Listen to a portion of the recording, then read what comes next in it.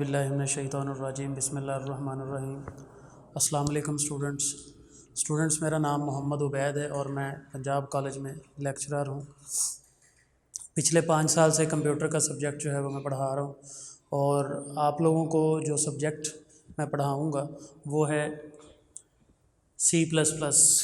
इसका जो course code है वो MTH 410 है और इसके जो क्रेडिट आवर्स हैं वो हैं हमारे पास टोटल क्रेडिट आवर इसके 3 हैं और इसमें 2 जो हैं वो थ्योरी के हैं और 1 जो है वो प्रैक्टिकल का है।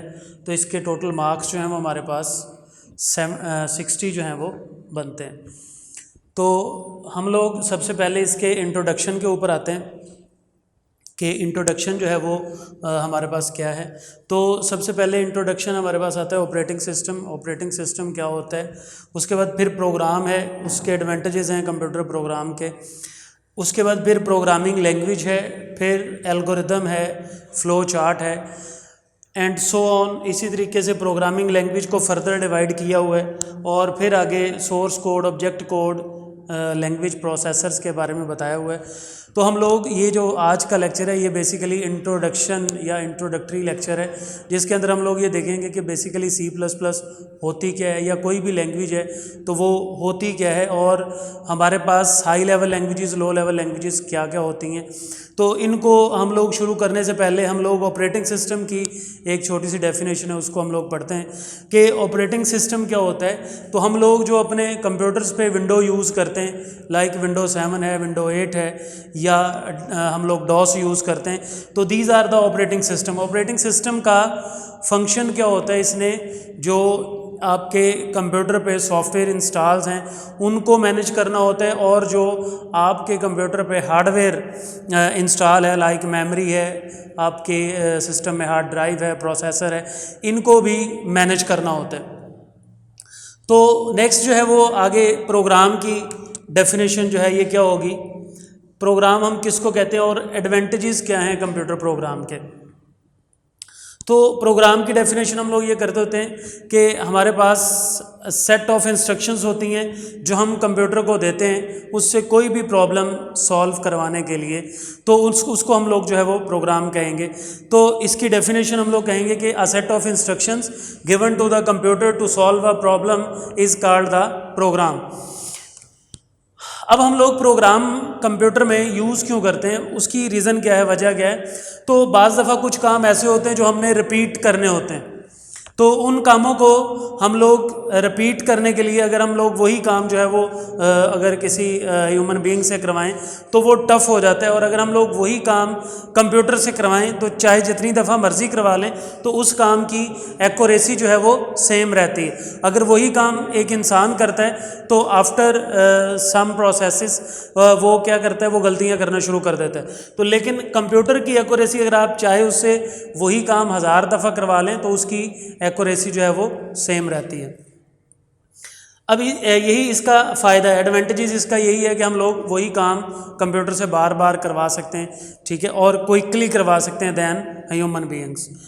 इसके बाद जो नेक्स्ट डेफिनेशन है कि प्रोग्रामिंग लैंग्वेजेस क्या होती हैं।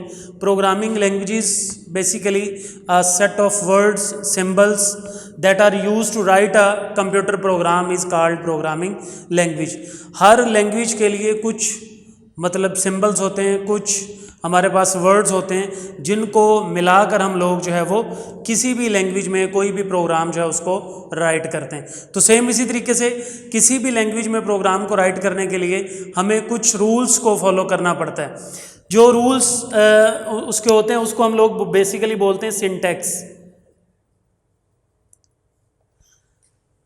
जिसमें इसके लिए सिंटैक्स की डेफिनेशन हम ये करते होते हैं कि जो रूल्स उस लैंग्वेज के हैं तो उन रूल्स को फॉलो करके हम लोग उसका प्रोग्रामिंग लैंग्वेज में प्रोग्राम जो है वो लिख सकते हैं, ठीक है। A set of rules that are follow या that are fulfilled to write a computer program is called the syntax. उसके बाद हम लोग अगर थोड़ा सा इसको देख लें कि प्रोग्रामिंग लैंग्वेज जो है इसकी आगे फर्दर 2 टाइप्स हैं, जिनमें सबसे पहले नंबर पे हमारे पास हाई लेवल लैंग्वेजेस आती हैं और फिर ये लो लेवल लैंग्वेजेस आती हैं। तो हाई लेवल लैंग्वेज में बहुत सारी लैंग्वेजेस हैं, लाइक C++ है, इसी तरीके से जावा है, और इसी तरीके से पाइथन है, तो एटसेट्रा। इस तरह से बहुत सारी जो हैं वो लैंग्वेजेस जो हैं वो हाई लेवल लैंग्वेजेस कहलाती हैं। हाई लेवल लैंग्वेज की डेफिनेशन हम लोग ये करते होते हैं कि ऐसी लैंग्वेजेस जो नियर टू ह्यूमन है और फॉर फ्रॉम कंप्यूटर है, उसको हम लोग क्या बोलते हैं, हाई लेवल लैंग्वेजेस। ठीक है, और ऐसी लैंग्वेज जो नियर टू कंप्यूटर है और फॉर फ्रॉम ह्यूमन है, तो उसको हम लोग जो है वो लो लेवल लैंग्वेजेस बोलते हैं। लो लेवल की दो ही टाइप हैं, एक होती है मशीन लैंग्वेज और एक होती है हमारे पास असेंबली लैंग्वेज। ये दो लैंग्वेजेस होती हैं जो लो लेवल लैंग्वेजेस में आती हैं, एक होती है मशीन लैंग्वेज और एक होती है असेंबली लैंग्वेज। मशीन लैंग्वेज में तमाम इंस्ट्रक्शन जो होती हैं वो 0 और 1 की फॉर्म में दी जाती हैं। मतलब कि हम लोग इसमें कोई भी इंस्ट्रक्शन लिखेंगे तो वो किस फॉर्म में होंगी, 0 और 1 की फॉर्म में। इसी तरीके से असेंबली लैंग्वेज जो है ये एक स्टेप हायर है दैन मशीन लैंग्वेज। मतलब कि मशीन लैंग्वेज के बाद जो है वो असेंबली लैंग्वेज आई। और असेंबली में क्या होता है, असेंबली में बजाय 0 और 1 के यूज़ होने के हम लोग निमोनिक्स कोड यूज़ करते हैं। निमोनिक्स कोड, अब निमोनिक्स कोड क्या होते हैं, निमोनिक्स कोड को हम लोग कह सकते हैं कि लाई का ऐड है, SUB है, इसी तरीके से MUL है। तो these are the instructions that are used in assembly language. तो असेंबली लैंग्वेज जो है वो जैसे मैंने बताया अभी कि इसमें इंस्ट्रक्शंस हम लोग जो है वो किस तरह से देते हैं, ऐड, सब, मल्टीप्लिकेशन। और जो हमारे पास मशीन लैंग्वेज है उसको हम लोग 0 और 1 की फॉर्म में इंस्ट्रक्शन जो है वो देते हैं। इसके बाद हम लोग चलते हैं एल्गोरिदम की तरफ कि एल्गोरिदम क्या होता है। तो एल्गोरिदम बहुत ही इंपॉर्टेंट है, इसी तरीके से नीचे फ्लो चार्ट दिया हुआ है। तो एल्गोरिदम बेसिकली क्या होता है, किसी भी प्रॉब्लम को स्टेप बाय स्टेप सॉल्व कराने का procedure.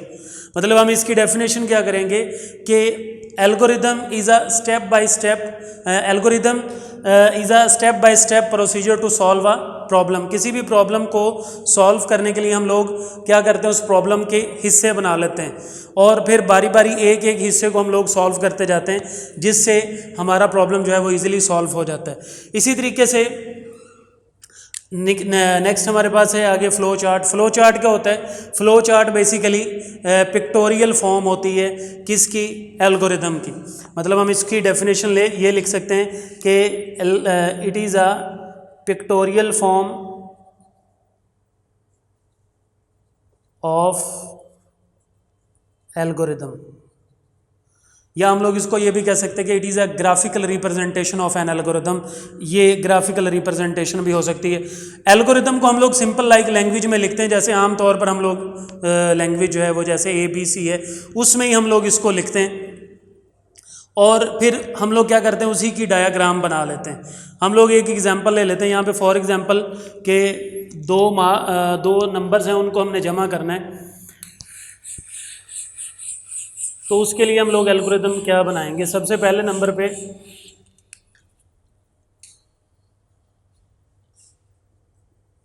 Algorithm for 2 numbers for adding 2 numbers. इसके लिए सबसे पहले नंबर पे हम लोग क्या करते होते हैं, स्टार्ट लिखते हैं। मतलब कि पहला जो है वो काम क्या होगा, स्टार्ट। उसके बाद फिर दूसरे नंबर पे हम लोग क्या करेंगे, इनपुट लेते हैं। अब इनपुट में हम लोग 2 वेरिएबल ले रहे हैं, A और B। 2 नंबर्स हैं हमारे पास, तो हम लोग 2 वेरिएबल्स ले लेते हैं, A और B।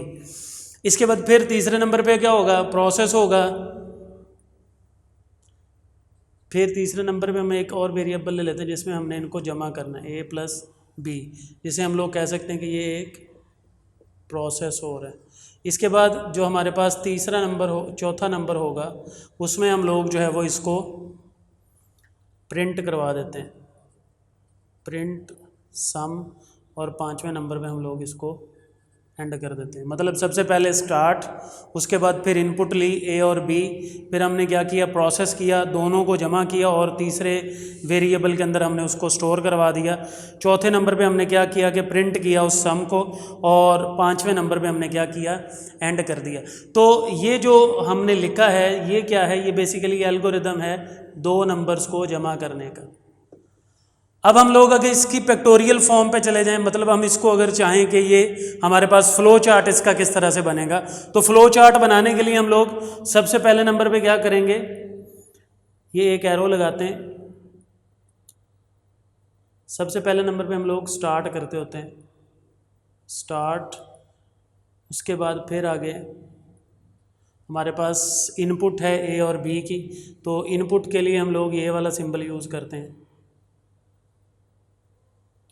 Input A B.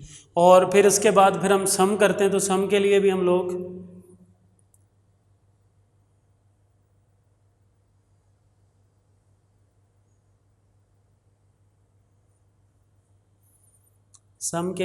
जो है वो ये वाला सिंबल यूज़ करेंगे, sum is equal to A plus B. और इसके बाद फिर अगर हमने आउटपुट देखनी है तो आउटपुट के लिए भी हम लोग क्या करेंगे, इसके लिए ये वाला सिंबल यूज़ करेंगे,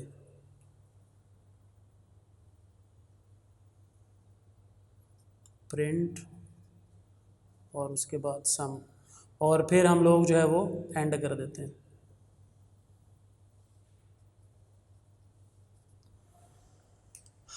तो ये हमारे पास इसका ये फ्लो चार्ट ये इसका जो है वो एल्गोरिदम बन गया दो नंबर्स को ऐड करने का, और ये जो है ये हमारे पास क्या बन गया, फ्लो चार्ट।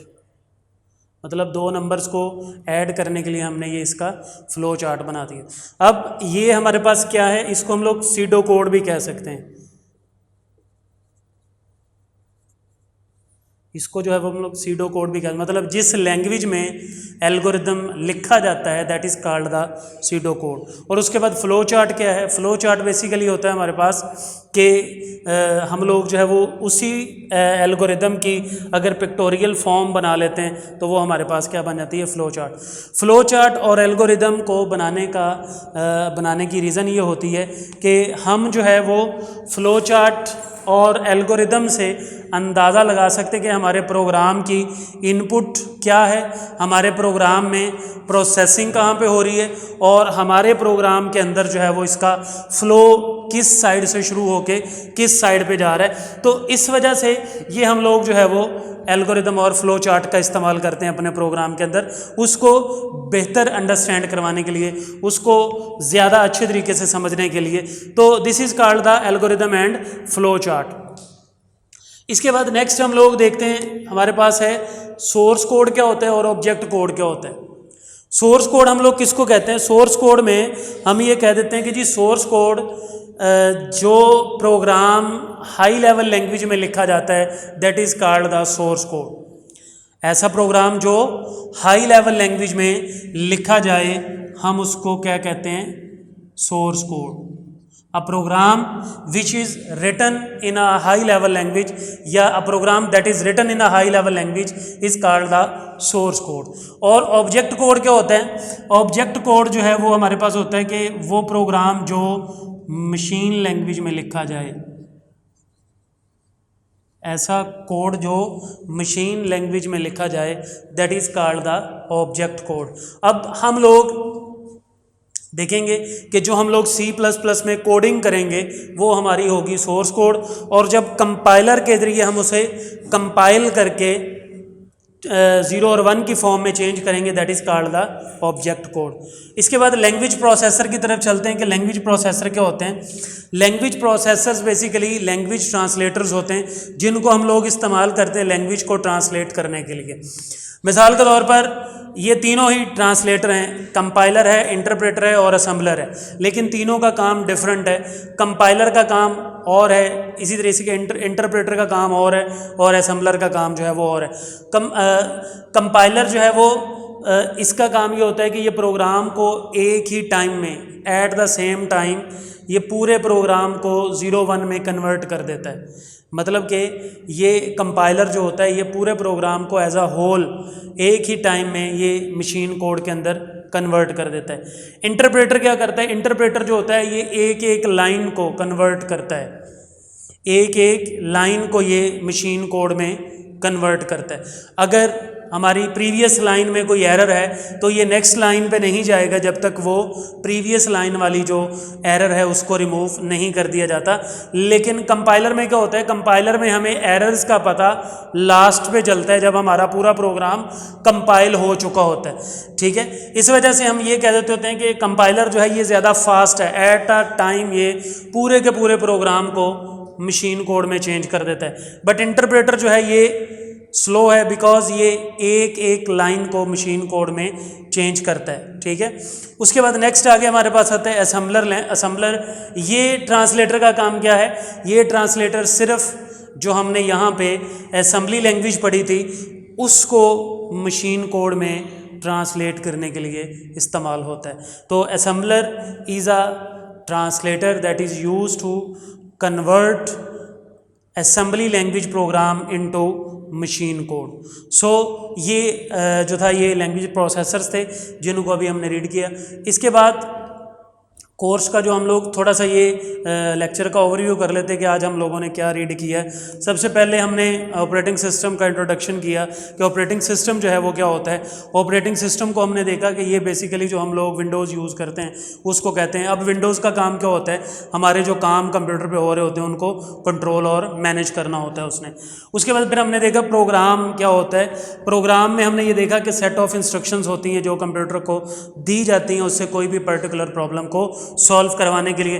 फिर हमने देखा कि हम लोग कंप्यूटर प्रोग्राम को यूज़ क्यों करते हैं, क्या वजह है कि हम लोग कंप्यूटर प्रोग्राम यूज़ करते हैं। कंप्यूटर प्रोग्राम इस वजह से यूज़ करते हैं, एक तो कंप्यूटर की एक्यूरेसी जो है वो होती है, दूसरे नंबर पे ये होता है कि हम अगर एक ही टास्क जो है वो क्विकली और रिपीटेडली करवाना चाहते हैं कंप्यूटर से तो हम लोग जो है वो ईज़िली उसके ऊपर जो है उसको कर सकते हैं। इसके बाद फिर हमने प्रोग्रामिंग लैंग्वेज देखी, इसकी टाइप्स देखी। हाई लेवल लैंग्वेज होती है, लो लेवल लैंग्वेज होती है। उसके बाद फिर हमने हाई लेवल लैंग्वेज को देखा ये क्या होती है, फिर उसके बाद लो लेवल को देखा, उसकी फर्दर टाइप्स को देखा, एंड फिर आगे हमने एल्गोरिदम बना के देखा कि एल्गोरिदम क्या होता है। इसको मैंने बताया कि हम लोग इसको सीडो कोड भी कहते हैं बिकॉज जिस लैंग्वेज में हम लोग इसको लिख देते हैं वो सीडो कोड होता है और वो इंग्लिश लाइक लैंग्वेज ही होती है। जैसे यहाँ पे start, input A B, sum A plus B, तो these are the English letters जिनको हम लोग जो है वो यूज़ कर रहे हैं। इसके बाद आगे फ्लो चार्ट है। तो फ्लो चार्ट को हमने ये देखा कि ये पिक्टोरियल फॉर्म है। हमारा जो एल्गोरिदम होता है ये उसकी ग्राफिकल रिप्रेजेंटेशन होती है जिसमें हम लोग जो है वो क्या करते हैं, स्टार्ट, फिर इसी तरीके से इसके कुछ स्पेशल सिंबल्स हैं जो आपकी बुक के ऊपर दिए हुए हैं, तो इनको जो है वो आप लोगों ने उधर से देख लेना है। उसके बाद आगे फ्लो चार्ट के बारे में हमने पढ़ लिया। इसके बाद आगे हमने सोर्स कोड, ऑब्जेक्ट कोड के बारे में हमने पढ़ लिया कि ये हाई लेवल लैंग्वेज में लिखा जाता है और ऑब्जेक्ट कोड जो है वो मशीन लैंग्वेज में होता है। लैंग्वेज प्रोसेसर के ज़रिए, कंपाइलर या इंटरप्रेटर के ज़रिए हम लोग कन्वर्ट करके ऑब्जेक्ट कोड जो है ये उसको बनाते हैं। सो ये हमारा था आज का लेक्चर। बेसिकली C++ जो है ये एक ऑब्जेक्ट ओरिएंटेड प्रोग्रामिंग लैंग्वेज है जो किसी ऑब्जेक्ट के ऊपर काम करती है। ऑब्जेक्ट को हम अगर समझे तो ये ऑब्जेक्ट बेसिकली कोई पर्सन, प्लेस, थिंग या कोई भी चीज़ हो सकती है जो रियल वर्ल्ड में मौजूद हो, तो हम उसको ऑब्जेक्ट ओरिएंटेड लैंग्वेज जो है वो कहते हैं। C++ का फर्दर आगे जो लेक्चर होगा उसको हम लोग नेक्स्ट देखेंगे। तो इतने लेक्चर में अगर किसी को किसी पॉइंट की नहीं समझ आई हो तो वो काइंडली शेयर कीजिएगा, और दूसरे नंबर पे इस लेक्चर को अच्छे तरीके से रिवाइज़ कीजिएगा, अच्छे तरीके से इसको याद कीजिएगा। पहला लेक्चर है, इंट्रोडक्टरी लेक्चर है, इसमें बहुत सारी जो की कॉन्सेप्ट्स थे वो बता दिए, प्रोग्रामिंग लैंग्वेजेस, तो इनको अच्छे तरीके से जो है वो याद कीजिएगा। नेक्स्ट लेक्चर तक के लिए अल्लाह हाफिज़।